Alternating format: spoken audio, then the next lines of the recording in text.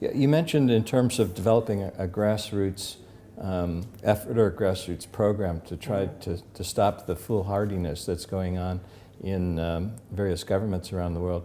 I note that, for example, in Finland, the True Finn Party, which has developed an anti-euro, anti-government bailout approach, has made pretty good strides in developing a popular base in that country. It's one of the top 3 vote getters in the recent election.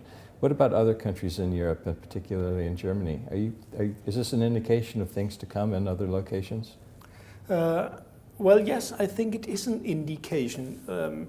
Unfortunately, Germany, as has often historically been the case, is not leading this move. But if this move gathers momentum internationally, well, they will hopefully, probably also jump onto the train. Right now, well, there are very minor voices, but they are getting louder. So it has already changed a little bit also in Germany, but actually not anything to really speak about now, not anything influential.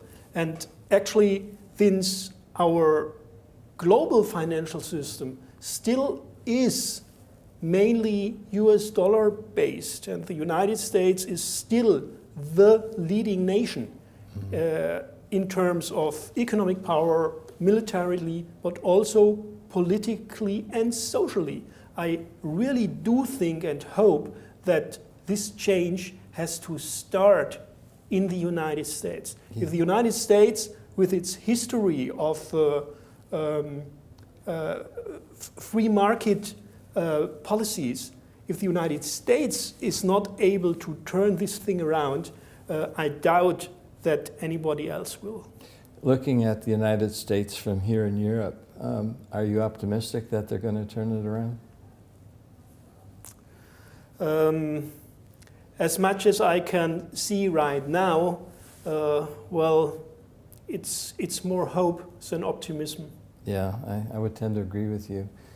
They're not really tackling, the debt problem, and they're talking about $38 billion of cuts when that's nothing. Yeah. It's pennies in terms of the big scale of things, and it just doesn't seem that there's any political will at the federal level, but there is political will at the state level. Various states have been moving towards sound money, and I guess that's one of the advantages of the American political system, in that the states do have power, and if they want to exert that power, constitutional power given to them, if they want to assert that power, they can control federal actions to a certain extent and create a competing currency where you have sound money circulating at the state level, even if the Federal Reserve continues to create paper money at the federal level.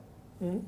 And I guess Europe doesn't have that kind of opportunity to enforce things at the state level. That's correct, we don't. Yeah.